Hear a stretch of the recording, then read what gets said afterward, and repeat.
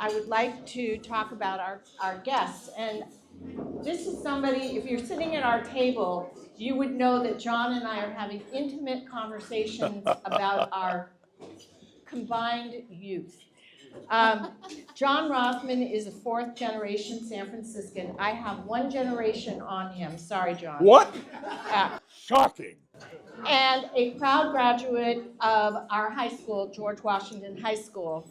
He holds a BA in political science and an MA in teaching from Whittier College, which is the college of Richard Nixon, correct? And it's his birthday today. And it's his birthday today. His distinguished career includes work on political campaigns at national, state, and local levels, notably contributing to Richard Nixon's 1968 presidential campaign. He is an accomplished author and scholar and has published numerous articles on American political history, the Middle East, and education. As a renowned lecturer on American politics and the presidency, John has delivered presentations at over 150 campuses across the US, Canada, and Israel. Since 2004, he's served as a professor at the Fromm Institute, and I encourage everybody, if they don't know about the Fromm, investigate it. It's USF. It's great. He shares his expertise on topics ranging from presidential history to modern political dynamics. John is also the co-author of a book titled Icon of Evil, which examines pivotal figures and moments in political history. Most of you know John from his radio career. John, a celebrated Bay Area radio voice, gained renown at KGO 810, rest in peace, beginning in 1996 with weekend shows. He was sort of, you were on the late, you were like on the early side, right? 1 a.m. to 5 a.m. Saturday, 1 a.m. to 6 a.m. Sunday. And I can't tell you how many people have come up to my wife and said, "We just love spending the night with your husband." So he later hosted his popular weekday program. In 2011, there was a format change at KGO, and he came back in 2019. He hosted an evening show. 2022, KGO finally went away. Today, John shares his insights and expertise through Voice of San Francisco, and if you haven't listened to it, he's got great insight on what's going to happen with our new mayor in San Francisco, Daniel Lurie. And he also is the host of Around the Political World, and they're both available on popular platforms, Apple, etc. He's very good, yes, thanks, Susie. Through these podcasts, he delivers informed discourse and insightful analysis on critical political issues, keeping his audience engaged with the pulse of current events. I'm proud to introduce my friend John Rothmann, who represents a rich legacy as a fourth-generation San Francisco, sorry, and a descendant of pioneer Jewish families, both of us. Yes. John is the grandson of Haas and the nephew of Lilienthal, and if you don't know who that is, look it up. He is featured in the film American Jerusalem, which is an incredible story about the Jewish immigration to San Francisco and what happened in San Francisco during the gold rush. My friend, John Rothmann.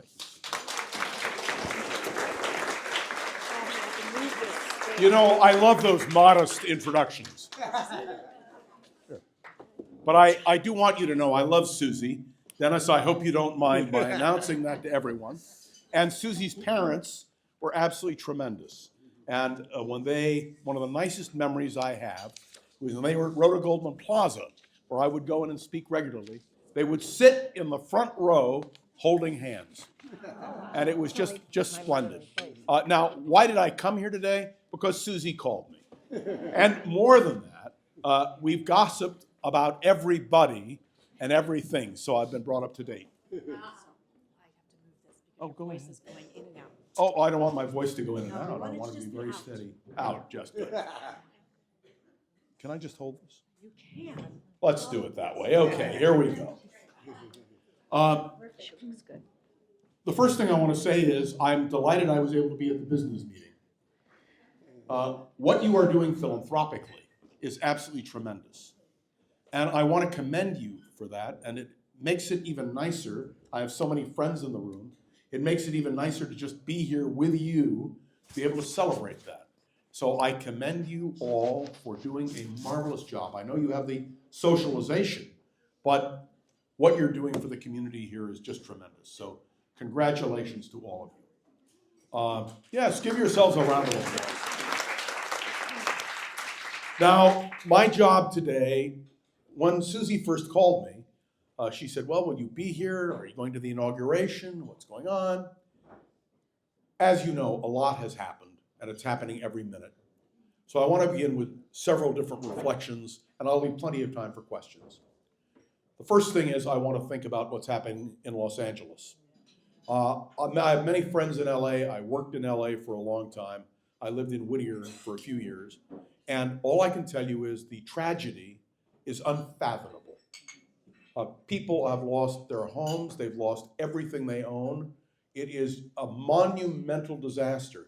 And I have to tell you, when Susie was telling me you're doing the renovations here, thank God, because Marin County also can be very dry.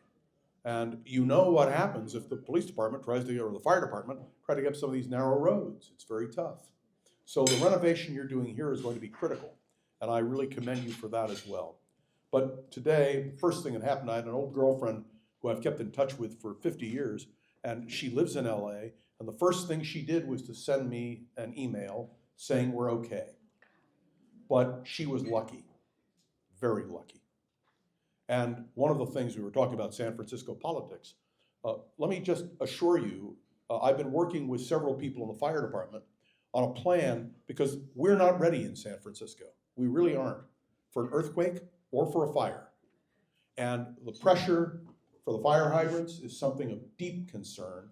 And I don't know, Susie, you'll remember Tom Dudier, he's put together a marvelous plan that I'm hoping Daniel will leap on right away. So anyway, these are the things we think about today, even as we celebrate and enjoy.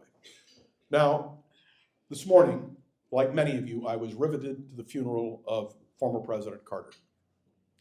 I don't care whether you voted for Carter or you didn't vote for Carter. I was so reassured by what I saw today at that funeral, I can't even begin to tell you. All the living former presidents, most of the former vice presidents. You had Donald Trump sitting next to Barack Obama. You had Donald Trump shake hands for the first time since they left office with Mike Pence. You had a certain sense of civility. And the most important thing I can tell you, I'm teaching a course at the Fromm starting next Monday on the American presidency. There is no real civility in politics today. Now, with good reason. Now, in this room are people who voted for Kamala Harris and people who voted for Donald Trump. And the fact that you can come together nicely is just splendid. Because I can tell you, I know so many people who could not come together nicely because they argue interminably and with great vigor for their position.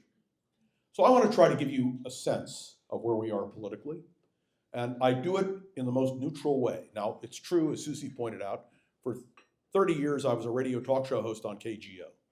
My job there was to provoke discussion, was to make people think, and actually to upset people. That's not my job today. But I want to explain to you what is going on. The first thing is, I want to contrast two things. First, I want to contrast the funeral today, which was a moment of national unity, an expression of the meaning of America. Whether you're a Democrat or Republican, whether you voted for Jimmy Carter or not, what you saw was a coming together, which is what I think most Americans want. I really believe that. We're going to see an inauguration take place next week, which will again divide the country profoundly. The people who support Donald Trump, as you know, support him avidly. The people who oppose him, the last thing they want is Donald Trump back in the White House. And the country is going to have to deal with the fact that we are not in a place of unity. Now, I worked for Richard Nixon. I worked for him for many years, as many of you know. Today would have been Richard Nixon's birthday, January 9th. He was born in 1913. The Nixon presidency was controversial. And make no mistake, I can tell you the pros and cons of Dick Nixon all day. Donald Trump is a completely unique and different situation. We have never had a president of the United States, not even Franklin Roosevelt, about whom people were passionate. We've never seen the kinds of divisions created at this moment. Is it possible to reconcile those differences? So let me begin by pointing out that the reason Donald Trump won is because he inspired his base to vote. He told them what they wanted to hear, and he believed that by doing so, he would win because his base believed in him. The contrast was that people didn't believe in Kamala Harris. People didn't vote for Kamala, they voted against Trump. And I think that is a very important distinction for all of us to understand. That's why there was a lower voter turnout among Democrats, which was critical to Donald Trump's victory. What motivated Donald Trump's victory was his expressions to the American people about what he's going to do. Now, I want to play a little devil's advocate here and try to explain to you what's happened just in the last week. Jimmy Carter's passing made us all think about the Panama Canal Treaty arguments. You remember the Panama Canal Treaty passed the United States Senate by one vote, Senator Dennis DeConcini of Arizona. It was highly contentious. Remember Ronald Reagan's line? We bought it, we paid for it, it's ours. And that resonated. And there was another conservative Republican, Congressman Phil Crane, who ran really on the same principles. When the Panama Canal was finally surrendered, in the words of Donald Trump, to the Panamanians, you remember Bill Clinton didn't send a representative from the Clinton administration. You know who he sent down to Panama to hand over the keys? Jimmy Carter. Most people don't remember that, but it touched a very deep chord in the American consciousness. After all, Teddy Roosevelt, we bought it, we paid for it, it's ours. And now the question becomes, what happens when Donald Trump raises these questions? There is a provision in the Panama Canal Treaty which says that if we feel that the Panamanians are misusing the canal, that we have the right to come back. Most people have not read the treaty, but that's what it says. And that's what Donald Trump is banking on. Now, let me tell you one thing very clearly. The Panamanians will resist in every way any attempt by the United States to reimpose control over the Panama Canal.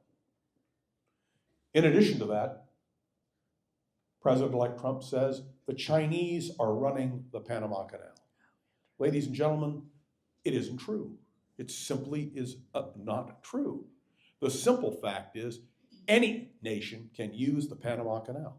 It's very similar to the Suez Canal in terms of transit and cost. Will there be a battle over the Panama Canal? It's a good question. Second major issue, Greenland. Now, has anybody here been to Greenland? I'm just curious. No? Oh, one, oh, two, three, excellent, wonderful. I landed in Greenland at one point. That's my experience in Greenland. Let me guarantee you the people of Greenland do not want to be the United States of America. Although I talked, by the way, to a Marin resident the other day who said to me, when Trump asks him what job he wants to be Governor General of Greenland. And I said, and Bob, I'll come visit you, I can assure you. But the simple truth is, if you talk to the people in Denmark who control Greenland, they're not interested in surrendering Greenland. And by the way, there shouldn't be a need in terms of national security. No one is threatening the integrity of what we do with Greenland, what we get from Greenland. There's no real reason. That's the thing that astounds me. Okay, let's leave Greenland aside. you started with the Pledge of Allegiance, I was going to stand up and sing the Star Spangled Banner, followed by "O Canada." Now, let's stop and think rationally for a moment about Canada. Well, I know Prime Minister Trudeau has announced he's going to leave. By the way, you know Donald Trump calls him governor. He's not governor of Canada. He is the Prime Minister of Canada, and Canada is a free, independent nation. Now, the question becomes, can one take over an independent nation? So I have friends in Canada. I've lectured there many times. So I made a few phone calls. I was just curious what reaction was. Was not good. We had an opportunity, by the way, to seize Canada. You all know your American history. We had the opportunity to do it. And, well, it didn't work. And so one of the things that you have to think about now is how the world views these kinds of claims. And I say this respectfully because Theodore Roosevelt referred to the presidency of the United States as a bully pulpit, a place where when you said something, it meant something. And that's the question. Now, one of the things we have to think about are the Republicans in the Congress, the Senate and the House. Yesterday, I was in constant contact with people on the Hill because Donald Trump met with congressmen and senators. And of course, they all came out saying they support Donald Trump on the Panama Canal, on Greenland, and on Canada. I worked for Richard Nixon. Whatever you want to think about Dick Nixon, let me tell you, if he were alive, he'd be rolling over in his grave. I mean, now, here's... Okay, I understand the oxymoron. But these are things that are being said, and I want to emphasize this, by the President of the United States of America. I know you're saying elect, But now he's been but confirmed. I want you to understand the way our allies are viewing this. And let me just give you an example. Why did Joe Biden authorize giving $500 million in additional aid on top of all the military aid to Ukraine, which he did yesterday? Because everyone understands that if Donald Trump withdraws support for Zelensky and the Ukrainian people, what will happen is that Putin will win. Now, I was in Estonia a few months ago, and may I tell you, they are scared out of their wits over Vladimir Putin. They're more afraid about the potential collapse of NATO. Now, wait. North Atlantic Treaty Organization. So I'm a political historian, as some of you know. I've been teaching political history for years. So you may note this fact. In 1952, the leading candidate for the Republican nomination for president was Robert A. Taft. Bob Taft, the president's son, they had a song, Bob, the president's son, he'll run the country like it should be run. Those were the simple days of political advertising. Now, Eisenhower did not want to run for president. He was then the supreme commander of NATO, appointed by Harry Truman, a Democrat who trusted Eisenhower as a military leader and put him in charge of NATO. Eisenhower came to Washington and he met with Bob Taft. And he said to Bob Taft, you know, I don't want to run for president, but I need your firm commitment that you will support the North Atlantic Treaty Organization. And Bob Taft, who was an isolationist, said, no way. If I'm president, NATO is cooked. And Eisenhower ran for president because of that statement. That's the reason that Eisenhower chose to run for president. Because Eisenhower understood, having led the coalition which liberated Europe during World War II, that if NATO fell, there would be nothing to stop the Russians. And some of you in the room are almost old enough, please notice I put that caveat in, almost old enough, to remember when Western Europe felt threatened by Russia. Italy, Greece, France, they felt threatened by the Russians. One of the things which we don't know the answer to is whether or not, when Donald Trump becomes president, he will continue to support NATO. And our allies are worried out of their wits, fearing that if Donald Trump withdraws from NATO or reduces support for NATO, that Vladimir Putin will be emboldened. And you don't have to trust me on that. Read the press from Poland. The only Eastern European nation that is sympathetic to Trump at this point is Hungary. And the reason is because Orban, the head of Hungary, is a dictator. That's what he is. There are real concerns about Ukraine. I want to say a word about the Middle East, one of the areas of my expertise. The hostage crisis based on Hamas's attack on Israel on October the 7th is still a tragic moment. They just found 2 more bodies of hostages. Donald Trump says if the hostages aren't released by Inauguration Day, there will be hell to pay. I don't know what that means. I honestly don't, but do you understand? When a president of the United States makes a threat, the one thing I learned from my experiences with Richard Nixon, and as a student of the presidency, is you don't make a threat unless you mean it. And this is a real concern which we have. The collapse of Syria is very important, critical. And I want to underline and emphasize to you the real danger is Iran. And Donald Trump has said clearly that he would use military force against Iran. Iran, let me remind you, is a nuclear power. Nobody admits it, but they are. Now let me explain to you the difference between Iran and Iraq, not geographically, but do you remember when the Israelis took out the nuclear reactor in Osirek in 1981? Because the nuclear power plant in Iraq was in one place. So you could hit it, and you could succeed in eliminating a threat. We all shudder at the thought of what it would have meant if Saddam Hussein had had a nuclear weapon. But Iran is different. It's not in one place. It's in a variety of places, some buried deep inside of mountains. This is no joke, because the whole Middle East is worried about this. Why do we have a nuclear umbrella over Saudi Arabia? In order to thwart potential Iranian aggression. Now, I'm telling you this because I want you to understand the Middle East is a hotspot of great danger. Let's turn to China for a moment. Do you know what's going on in the South China Sea? Oh, wait, I'm sorry, mentioning the South China Sea, and I forgot to mention the Gulf of Mexico. No, I purposely timed it this way.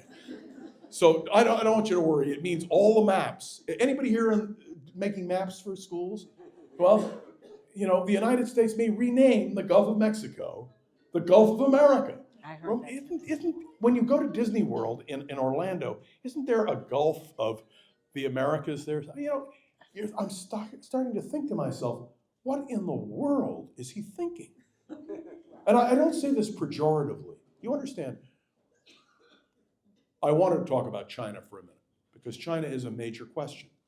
You understand that the Chinese are now building islands in the South China Sea. They're constructing islands in order to make claims. And the purpose is to expand China's influence. Make no mistake, China and Russia are now working together. The president of China, the president of Russia, understand that their power is greater if they are together. Do you remember when Communist China was created in 1949? There was a genuine fear in this country that Russia and China would align. And of course, they did to a degree until they started fighting each other. There were actually physical conflicts. But the idea of China and Russia getting together is something which we now have to really be concerned about. So I've dealt with some of the foreign policy issues. There'll be more. I'm going to leave time for questions, don't worry. And I'll take every question you want to ask. I love doing it. But I want to say a word about domestic affairs. I worked for Richard Nixon. I'm very proud of the things I did in the Nixon administration.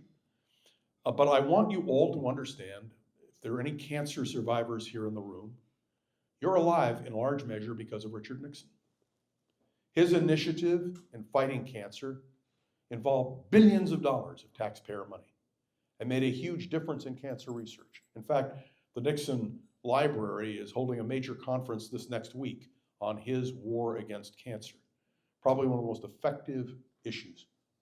And for those of you who are concerned about the environment, just remember who created the Environmental Protection Agency. It was Richard Nixon. And one of the reasons he did that was because he was from California, and he understood the impact of fires, and he understood the impact of floods, and he understood that the environment was something that had to be protected. So with all the negatives of Richard Nixon, of which we can discuss ad nauseum, there were positives. Title IX. Oh, this is a women's group, right? Dennis, you and I are the exception. Yeah, thank you for pointing it out. Title IX. I mean, believe me, if I were teaching a course, I would have covered it all. And you would most assuredly have received an A.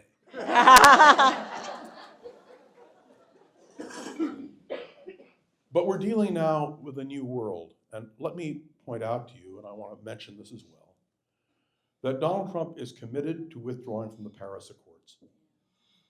Now, one of the great things about being on the radio, particularly when I was on in the middle of the night, I had 2 to 4 million people listening. It was great fun. If things got quiet, all I had to do was mention global warming and abortion. And the phone lines lit up like Christmas trees. But I want you to think about the fact, and I used this morning in my commentary, the Bel Air fire in 1961. There's a very famous picture of Richard Nixon with a garden hose on top of his house in Bel Air, wetting it down so it wouldn't burn. Joey Brown's house was right across the street, and it was destroyed. It was burned down in that fire. So it's not that this is something that is new, but understand the reason, according to all the scientific evidence that I've read, people I've talked to, the reason that the fire is so devastating is because of global warming. There's been nothing like this. Oh, somebody said to me, oh, thank God I live in San Francisco. Nothing is going to, I said, wait for your insurance rates. And does everybody here understand that our insurance rates are going to be affected exactly by what is happening now? And most people don't even think about it. There are implications on national security, and I'm going to be very blunt with you.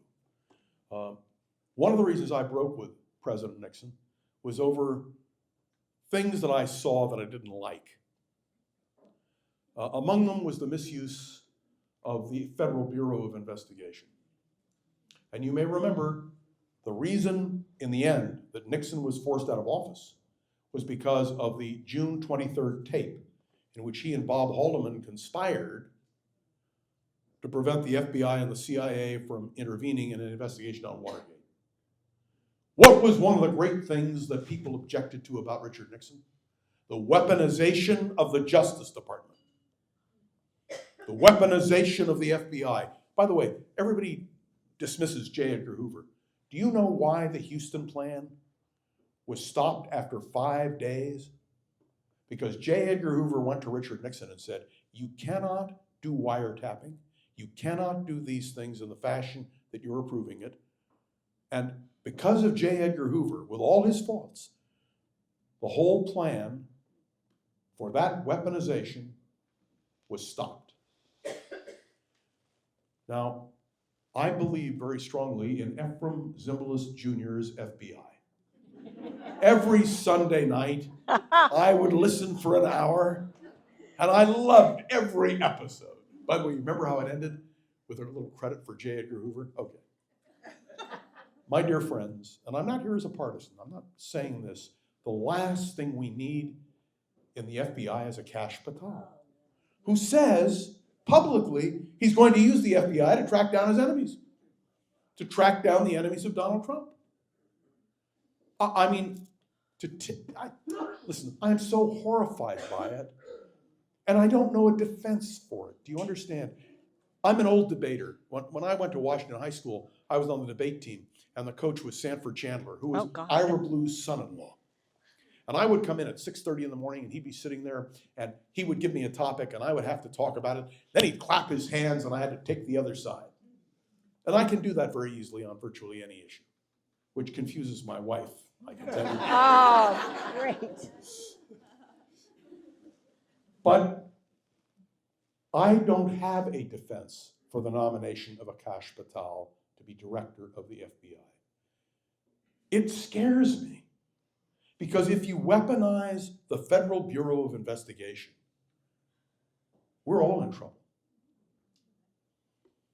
By the way, that applies to health matters. I've interviewed Bobby Kennedy Jr. 3 times. The idea that he will be heading Health and Human Services so scares me, I can't even begin to tell you. You all have children, right? When your kids entered school, you had the 3 R's, right? You got the vaccines, MMR. because it was necessary to protect kids. Well, Bobby Kennedy Jr. opposes most of these vaccines. And what really got to me, and I hope you know the story, this is really interesting. He was raising criticism, as was one of his key aides, of the polio vaccine. Now, I'm old enough to remember the polio vaccine. I remember my next door neighbor on Euclid Avenue, the mother was a victim of polio, and one of the children also was affected by polio. And I remember vividly not being able to go swimming during the summer because we were afraid, the polio menace. I can remember getting my first shot, and I can remember walking up on Masonic, Susie, to get the sugar cube Remember? that they Yeah, gave us. yeah. I'm reminding you of all these things that most people have forgotten. Well, Mitch McConnell, about whom you can say pros and cons, of one of the most effective Senate leaders in American history, even if you disagree with him, even if you agree with him, had polio. And when the question was posed to Robert Kennedy Jr., I'm in favor of the polio vaccine, he said, because if he didn't, Mitch McConnell would have opposed him, and that would have been the end of Bobby Kennedy Jr.'s potential nomination. I say this to you because it's scary as hell. Sorry, I'm being recorded, right? It's scary as heck to imagine a man who opposes vaccines, and by the way, believes in other conspiracy theories, which I've talked with him about on at least 2 occasions on the radio. I'm saying this to you because of the power of the presidency. Tulsi Gabbard, who, wait, no bias in this room.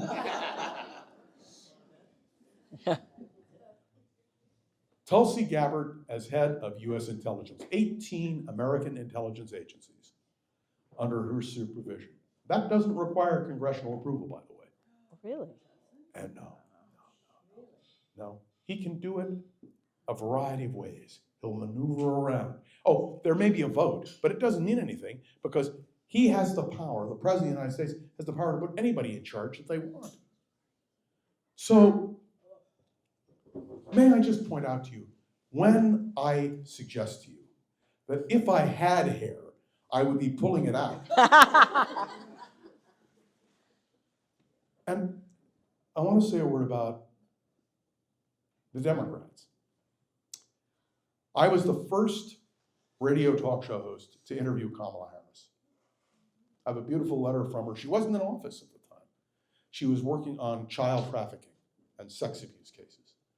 And I brought her in to talk about that. That was in her private practice, not in any official government job. The Democrats have to rebuild. I can offer you this prognostication. I don't think Kamala will be turned to as a candidate for president. I think they're going to have to find new people. There are a lot of potentially good Democrats. I had lunch yesterday with Dave Durenberger's wife. Dave Durenberger was the chairman of the Senate Intelligence Committee, passed away a couple of years ago, and his wife now lives here in Marin County, actually. And we're old friends. And we were talking about the change in attitude, the ways in which The Senate has changed. The way Republicans have changed. Some of you are old-time Marin County residents. You remember my old friend Jack McCarthy, who was the state senator here in Marin County? He was a Republican, but he was a liberal Republican. Of course, as George Will observed once, being a liberal Republican is a little bit like being a high church Unitarian. It's possible, but pointless. And it's a serious question of how we do these things and what we're thinking about. There are people I know who are scared of a second Trump presidency. Oh, did you hear the news this morning? I love this. You know, my wife will tell you in the middle of the night I turn on the news. I don't know how she lives with me. There will be a new January 6th committee formed. Just Republicans, which should give us a very fair, objective view of what happened on January 6th. Now, let me just express to you, there is some talk of pardoning Liz Cheney and Benny Thompson. Were I either one of those people or Adam Kinzinger, I would reject a pardon. I would say, if you want to go after me, go after me.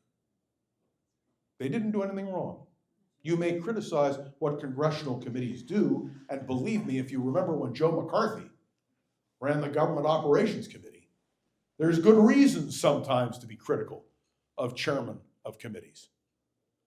But the idea that they could be prosecuted is unbelievable. And let me say a word about presidential pardons. Donald Trump reaffirmed yesterday that he will, on January 20th, within minutes of his inauguration, sign presidential pardons. Now, he already has people working on preparing those pardons, preparing them in advance.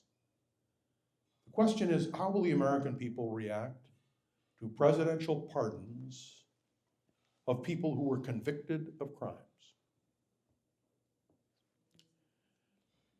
I believe in the American system. I have defended the Bill of Rights over many years. Even when I disagree, when the Nazis, as I call them, marched in Skokie through a Jewish neighborhood of Holocaust survivors, I defended their right to march, even though I find them so objectionable, because the Bill of Rights guarantees the right of protest. And I believe that with every fiber of my being. To see attacks on the Bill of Rights, on freedom of expression, to hear again the word of enemies lists, horrifies me. It would horrify me if I were dealing with a liberal Democrat who wanted to do that. This is not a question of being a Republican or a Democrat. It has to do with the essential elements of American democracy. Now, I was asked how I would evaluate Joe Biden. His legislative record is phenomenal.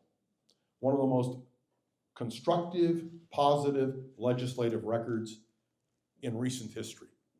Not since Franklin Roosevelt's 100 Days have we seen as much constructive legislation. So I was asked a question, do I believe he's cognitively able to be president? Well, we could talk about Woodrow Wilson and his wife, Edith Bowling Galt Wilson. He had a stroke in September of 1919, and she ran the country. She was known as the Presidentress. So don't say a woman can't be president of the United States, because Mrs. Wilson really, and by the way, if you look at a picture of John F. Kennedy's inauguration on January 20, 1961, and you look very carefully in the corner, you will see a little old lady huddled up, protecting herself from the cold, Edith Bowling Galt Wilson. She died, by the way, on the same day that Woodrow Wilson died, later that year. It's like Winston Churchill, who willed himself to die on the same day his father passed away. You know, it's so many interesting quirks to history. And I love teaching them because I learned so much from them. So where does this put us? The Democrats have got to rebuild their party. Now, somebody asked me, how do you do that? Well, after the Goldwater defeat in 1964, by the way, I was at the Republican convention in 1964. The first two nights I had Alf Landon's box seats, which I split with my cousin Walter Haas. He got 2 nights and I got 2 nights. And then the next 2 nights, I sat with Harold Stassen in his box. You remember Harold Stassen, the guy who ran for president every year? He ran 10 times. Never made it, but I'm proud to say I'm one of his biographers. At that convention, I had on one side of me Margaret Chase Smith, and on the other side, Claire Booth Luce. I thought I had died and gone to heaven, and I only wish I could go back in time to relive that. It was one of the most remarkable experiences for a kid. But the Republican Party was devastated in 1964. They were absolutely decimated. Governorships, Senate, House, the presidency, destroyed. So the Republican Party made a decision. Their new national chairman was a man named Ray Bliss, who I knew very well. Ray Bliss was the Republican state chairman in Ohio. He was a nuts and bolts kind of guy. He rebuilt the Republican Party so that in 1968, the Republicans were prepared to win. That's what the Democrats need. I'm listening to all the people running for chair of the Democratic Party. They don't have a real nuts and bolts politician. And that's what they need in order to rebuild. But you understand and I understand, we don't vote for parties anymore. We vote for personalities. The personalities that drive our emotions, that rouse our support. I am going to be interested to see who the Democrats propel to the front in 2028. Let me make a comment about the Republicans. We now have, or we will have on January 20th, as you so rightly pointed out, a lame duck president, which means all the speculation after 2 years will be what comes next. Mike Pence is no longer a factor. We've seen what Trump does to a vice president with whom he disagrees. J.D. Vance is another matter altogether. J.D. Vance won the nomination because Donald Trump's sons, Donald Jr. and Eric, wanted him on the ticket. And they pushed their father very hard to take him. When you are vice president of the United States, the odds are that in the next presidential election, if there is an opening at the head of the ticket, you will be the nominee. So I talked to my literary agent in New York, and I said to him, if I were working on a book right now, the book I'd be working on is a book about J.D. Vance. Because the only book that details J.D. Vance is his own book, which, by the way, was a national bestseller. And actually, I found it interesting. The movie is terrible. Forget about the movie. The movie was just a ridiculous flight of fantasy. But we better watch J.D. Vance. Donald Trump is 78 years old. He appears to be in pretty good shape. But when you're 78, you slow up.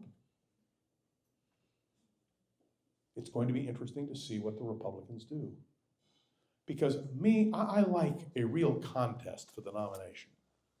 Now, I know I go on and on and on. Believe me, I can stand here for another 4 or 5 hours easily and talk. But I just want to put a cap on it so that you can understand.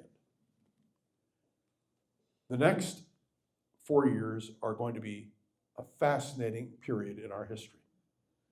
And there are going to be great debates.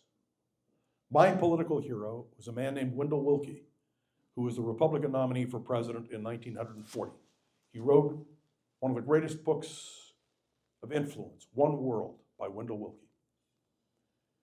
Willkie gave a speech on Armistice Day 1940 called The Loyal Opposition. And he explained how important it was for the minority to have a voice, loyally to voice their opinions. What the Democrats have to do is brand themselves as the loyal opposition. My great regret is that the Republican Party is no longer the Republican Party. When on the ellipse on January 6th, 4 years ago, Donald Trump Jr. stood up and said, "There is no more Republican Party. This is the party of Donald Trump." He was right. And that's one of the things the Republican Party will have to wrestle with. I teach courses on the Republican Party. The Republican Party had a rich history, but it's a history which, I regret to say, seems to be in the past. So what I've tried to do, quickly, too short, is to give you a summary of where I think we stand. If I am fortunate enough to have Susie call me next year and say, "Will you come again?" I will respond with alacrity, "Yes." Yeah. And now, ladies and gentlemen, let me take whatever questions you have. All right, now there is supposed to be a Zillion microphone, but I'll questions. repeat everything. Go ahead. Tell us about the mayor of San Francisco. Question is about Woo, Daniel. Daniel. So let me start out by saying, I am a Haas. Daniel's mother married my cousin Peter Haas. When Peter died, she inherited 14% of Levi Strauss. So although he is a beneficiary, he is not by blood a member of the Haas family. Daniel is a thoroughly decent guy. I think the world of him personally. What kind of mayor will he be? Nobody knows, because he's never done it before. Now, there is a plus to that, because the slate is clean. He can do what he wants, but there's a downside as well. The downside is, will he know how to tread the path? And remember, you have a honeymoon of maybe 6 months. But I want to tell you, because I love mayors of San Francisco, I must tell you, I was mayor for a day in Youth and Government Day in 1966. I like to point out the best run day in the history of San Francisco. You have to know where all the bodies are. You really have to understand and get a grip on that. How quickly he will be able to do that is a question. There's nothing wrong with being an outsider, but in order to make it work, you have to be able to deal with the inside as well. So I wish Daniel the best in my podcast, which I do on a daily basis. This is the commercial, the voice of San Francisco. I say that repeatedly. And I focus on and around the political world with John Rothmann on more universal subjects like I've talked about with you. Did I answer your question? Yeah, thank you. Yeah, well, we'll see what happens. Yes, go All right, ahead. hold on, everybody. Let's use this microphone so Okay. everyone can hear your question. Go ahead. Whatever you want. Here we go, Linda.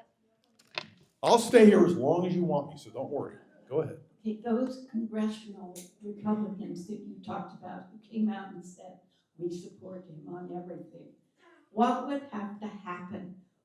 What would he have to do for them to not fall in line? The question is clear. You have to go too far. You have to get to a point, and let me tell you, I lived this with Richard Nixon. The congressional Republicans backed Dick Nixon all the way until they couldn't anymore. And that's the question. Will Donald Trump? What has to happen? The question is what has to happen. Okay, I don't know. I'm an analyst, not a prophet. So I can tell you that inevitably, my good friend Tony Summers wrote a book with his wife, Robin Snow, The Arrogance of Power. When you develop, if that's the president for me, just tell him I'm busy, will you? The arrogance of power is an interesting thing, because if you believe that there are no constraints, then you can do what you want. And when you control, theoretically, both houses of Congress, which may not happen for long because the House could flip, all it will take is a couple of special elections. The Supreme Court, well, that's another issue, because remember, the President of the United States doesn't just nominate justices of the Supreme Court. We have lawyers in the room, federal district judges, appellate judges. That all becomes from the White House. Why do you think that Joe Biden, in the end, nominated as many people as he did? And the Republicans were furious. But again, Donald Trump did that 4 years ago. That's the nature. You know what they were going to do? Okay, those of you who took history when you were in school, do you remember the old expression, midnight appointments? As John Adams' term expired in 1801, he appointed everybody because he didn't want Jefferson to do it, because although they became great friends in the end, because of their wives, by the way, they were reunited. That's what midnight appointments are, and that's what Joe Biden is doing. And all the things he's doing, all the executive orders that he's now issuing, Donald Trump did the same thing. That's what presidents do in order to cement their legacy. Pardon power, again. Do you remember the rich pardon in Bill Clinton gave one of his biggest benefactors a pardon? It was appalling. But the Constitution does not limit the power of a president to grant a pardon. And so there are things in our system which you might want to correct. But anyway, okay, next question. We have a question in the back.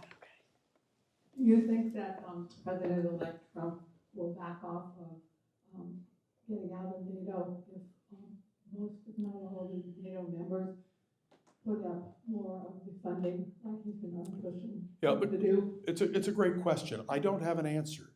I can tell you that in his first term, he wanted to withdraw, and the former Secretary of Defense, serving under Trump, Mark Esper, told him, no, you can't. And you know who else said that? John Bolton.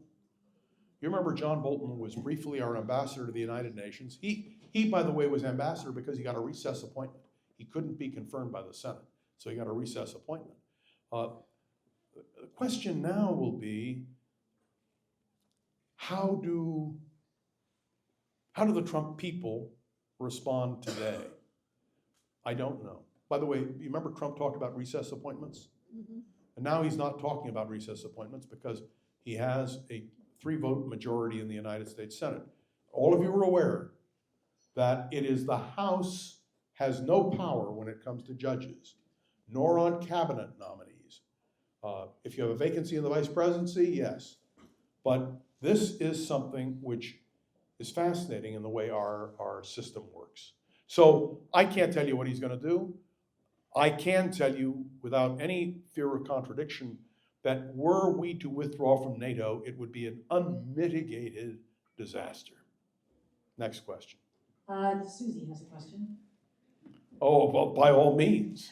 First of all, I want to say that Sanford Chandler hated me because I was president of the Board of Supervisors for a day. I won the contest with an essay, and I didn't go through him. Anyway, that's Sanford Chandler, by the way, was a speech coach at Washington High School he was- who had very strong opinions. Go ahead. He worked with his wife. They were a team.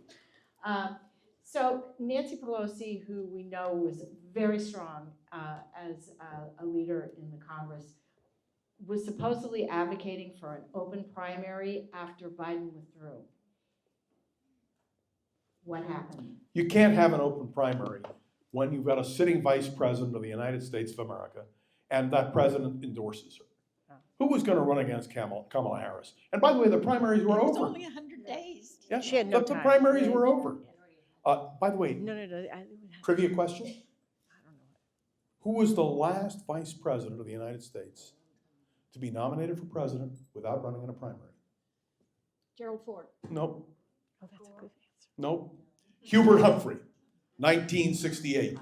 You remember that Lyndon Johnson withdrew in his famous speech on the 31st of March. And although Kennedy and McCarthy were running, the convention was locked for Hubert Humphrey. So when I talk about the importance of a vice president, a sitting vice president, it's very hard to deny a sitting vice president the nomination. A former vice president, remember Dan Quayle ran briefly, very briefly. You know, we used to say if Quayle had become president, we'd all quail at the thought. I'm sorry, okay, bad. I will not go for stand-up comedy. Next question. How about in the back there? Oh, wait for the microphone, it's right there. Do you foresee a battle of the Titan egos between Trump? And Elon Musk? Yes, and Trump Yeah. and Ramaswamy and Trump and Bezos? Yeah. Look, let me be clear. The last time we had an administration with this kind of muscle was Warren G. Harding. Do you all remember who his Secretary of the Treasury was? Andrew Mellon. And I point this out because the idea of Elon Musk, who, by the way, just backed in Germany a neo-fascist candidate and political party, I'm horrified.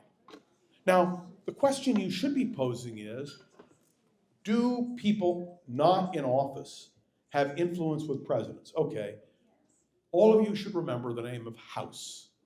He was Woodrow Wilson's top advisor. He had no elected position, but Colonel House dictated policy, and indeed only broke with Woodrow Wilson when it came to the Paris talks, because House tried to make policy and Wilson didn't like it. But the point is, a president can use any advisor who he chooses to use.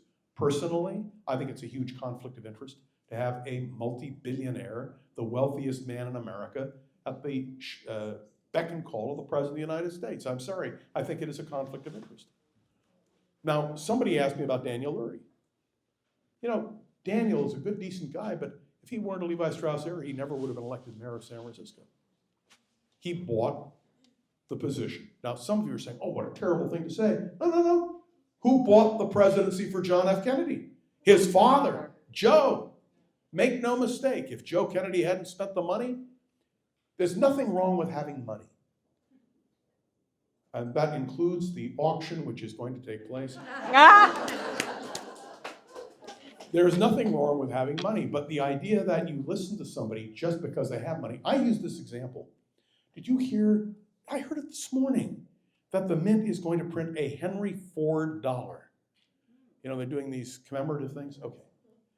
Henry Ford revolutionized America, but Henry Ford was a hard-bitten anti-Semite who published a newspaper called the Dearborn Independent, which reprinted the Protocols of the Learned Elders of Zion, the notorious anti-Semitic forgery, and he reissued it as the International Jew, the world's foremost problem. By the way, when I went to college, I went to the section of Judaica, and there it was, right there, 4 volumes. I went to the librarian, Mr. Whitten, I've never forgotten this, and I said, why is this in this section? Don't you have a section for hate literature? Because that's where it belongs. And that's where they put it, after they created a section for hate literature, which I suggested. But the point that I'm making is that we do have people who are great powers, financially, intellectually, who are given inordinate say. And in the case of Elon Musk, I think it's appalling. But listen, I'm just one person. Let me give you another quick story. So I talked with a guy who I really have a high regard for, who is voting for Donald Trump. I said, why are you voting for Donald Trump? He said, because Elon Musk supports him. And I think Elon Musk is the greatest genius. And so absolutely, there's a good reason. And I'm thinking to myself, my God, man, don't you understand what it means? By the way, there's a conflict of interest. And the reason I use the Harding administration as an example, Albert Fall, former senator, went to jail after being Secretary of Interior. And it's very important to understand when you have that kind of potential influence peddling or protecting one's own interest, it would be one thing if Elon Musk gave up every government contract. Oh, wait, oh, I'm sorry, I forgot. Did Donald Trump, on the eve of becoming president, again, separate himself from his empire? And the answer is no.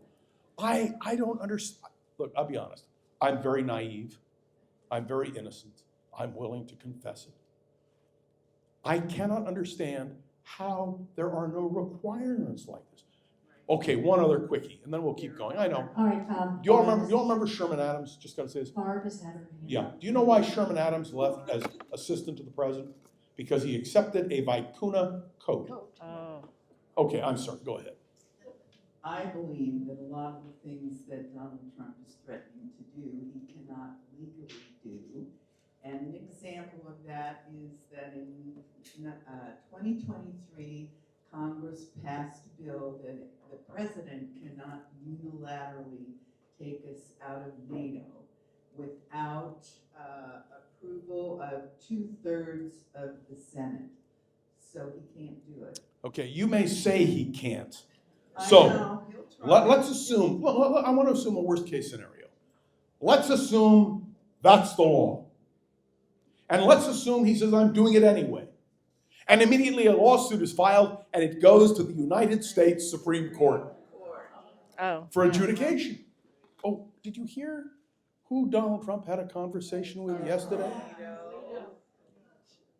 Kavanaugh? You didn't hear about that? Oh, yeah. Now, my point to you is there is such a blur these days that maybe, just maybe, anything is possible.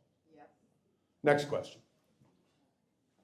Yes, we have a question up here, and then we'll take one in the back.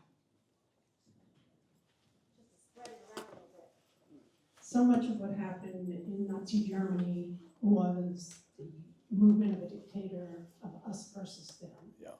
And we're seeing that again now. I think the difference is we have social media now and a lot of disinformation campaigns that are out there. What are your thoughts on that going forward? And in addition to that, especially with all these tech guys now removing fact checking. I never compare anything to Hitler's Germany. I never do. It's not analogous. The Weimar Republic was a relatively recent creation after the First World War. It had a weak constitution and a weak setup. My father fled Germany in 1936, and I learned a lot from him about this. So I don't ever use that analogy, nor when some of you who listen to me on the radio for years know that whenever anybody accused Trump of being a fascist, or frankly, when Barack Obama was accused of being a communist, I shut it down immediately. If we're going to criticize somebody, let's do it on policy. Let's do it on their actions, not on suppositions, but on factual evidence. So I don't use that analogy. And I have to tell you one thing, my children are the ones who told me that Trump would win.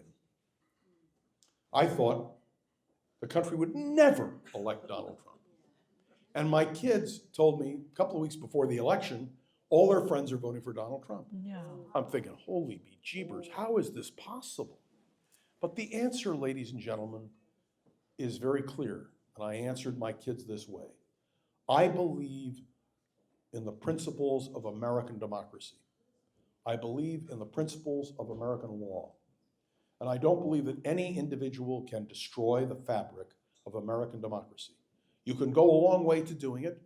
You can make statements, you can do things, but in the end, I have to believe in the good sense of the American people. Otherwise, to be very blunt with you, I wouldn't feel safe in the United States of America, and neither would you. Next. All right, we have a question over there, Heather. I'll do every hand that's up. If you guys don't mind, I mean, I'm in no hurry. A little off topic, but what do you think of the drones? The question of the drones, I have to tell you, I am a 19th century man living in the 21st century.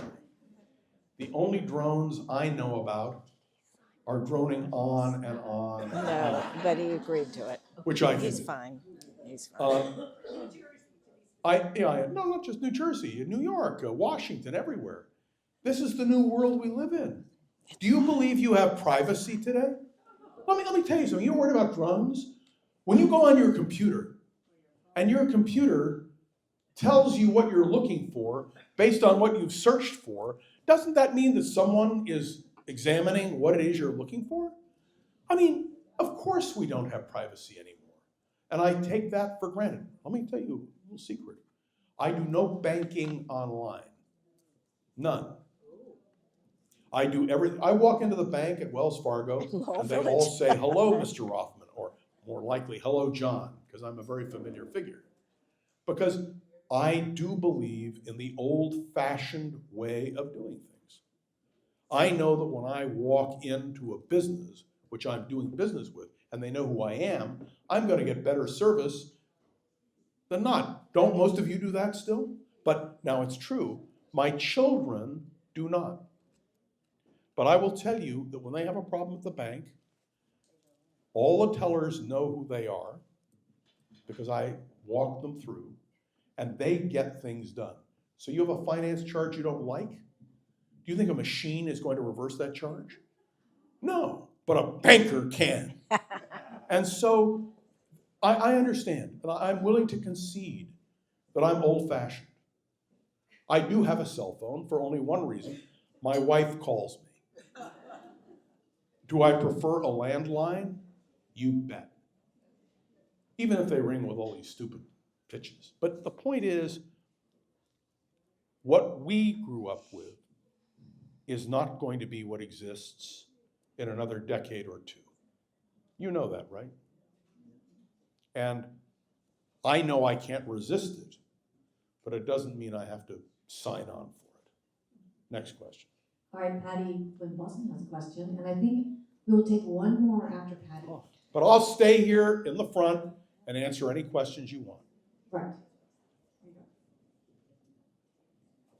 I've heard you many times over the last 30 years that I've listened to you say you can't hide from history. So, based on the eulogies we heard today at the Carter ceremony that were written in years before by presidents who have since passed away when they thought he was going to die in 2015 or whatever it was. Even earlier. Are you starting to write a book? Oh, okay. I've written several books.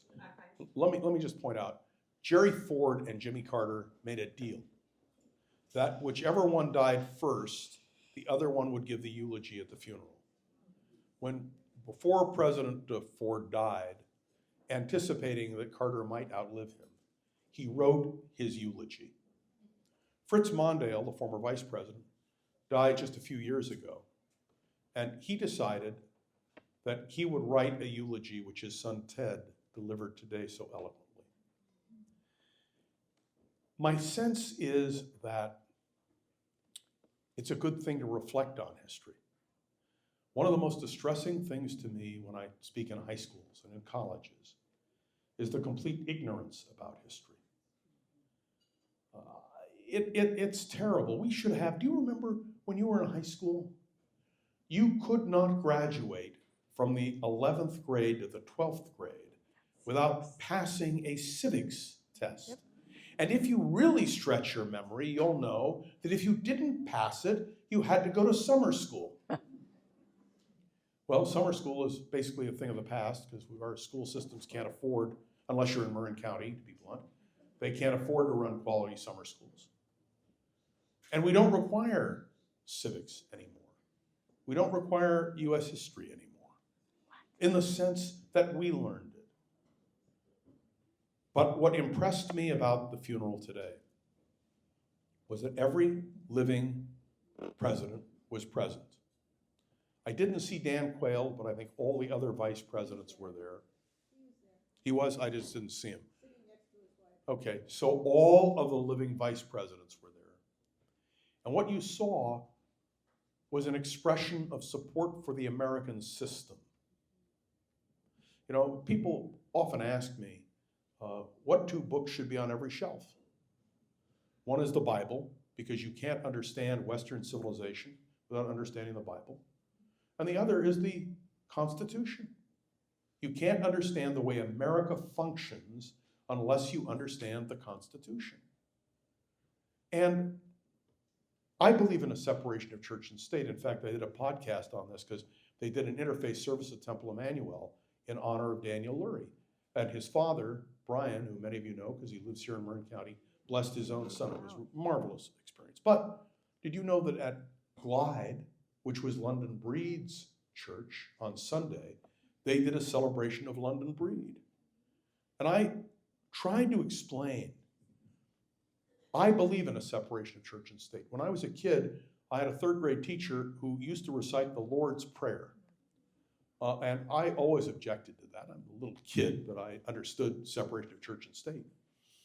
But I want you to know, ultimately the Supreme Court said you can't do that, but I always said a prayer in school before every test. Now, I grant you it was a silent prayer and maybe a prayer of desperation. But the whole point is we have to understand our own civilization. And I think we have not taught American civilization, history, language, literature, art forms, religion, philosophy, because there is a religion philosophy to America, and land which we live on. These are things which we need to understand. There's a big debate now about ethnic studies and what it should be and the great controversy. And my answer on this was very clear. If you use my definition of civilization, history, language, literature, art form, religion, philosophy, land, French, Chinese, Japanese, Italians, you name it. That's what civilization is. And that's what I believe is the key to our living in a peaceful society, understanding and respecting everyone. I met yesterday with a woman who is writing the history of Grant School. Grant School was located on Pacific Avenue, and it was a school like the school I went to, Madison School, where we had every kind of kid. In my class, there were Native Americans, Japanese, Chinese, Muslim, Jew, Christian, Catholic. We grew up understanding that we had to learn to live together, even if we didn't always agree on things. When my kids were old enough, I insisted they go to public school. I can afford a private school. But why did I insist on a public school? Because that's where you learn to live with everybody. And I still believe that public education is the backbone of American democracy. I was discussing a few minutes ago with Susie the fact that I just stepped down as president of the Washington High School Alumni Association after 50 years. I chose, they didn't overthrow me, I chose to step down, but we've raised an endowment for a public school, $5 million. And you wanna know why I did it? We did it because teachers used to take money out of their own pockets in order to pay for supplies. And I said, this is something we have to prevent. Now, not every school can afford to do that. Not every school has an alumni that's willing to dig in and do it. But we did it. And it makes a huge difference. So people ask me, because I really believe in public education. You destroy the public schools, and you destroy an essential part of the American democratic tradition. So, Sorry, dear. I'm sorry, yes, I know, I can go on and on. We'll just take one last question. One last question, okay. John, Yes, if and when do you think the People's Republic will attack Taiwan? I think it's very likely. And the only thing that prevents the Chinese from doing that is the fact that the United States has a defense treaty with Taiwan.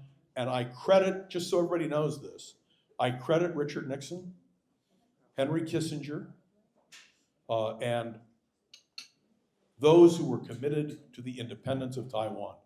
Does anybody remember when it was the Republic of China? It's not the Republic of China anymore. It's Formosa. But that would precipitate a major crisis. We do have a coalition in the Pacific to stand that. Now, I know I have to stop. I hate stopping. Thank you. But I want to thank you, and I hope you'll have me back. And 3 cheers for Susie.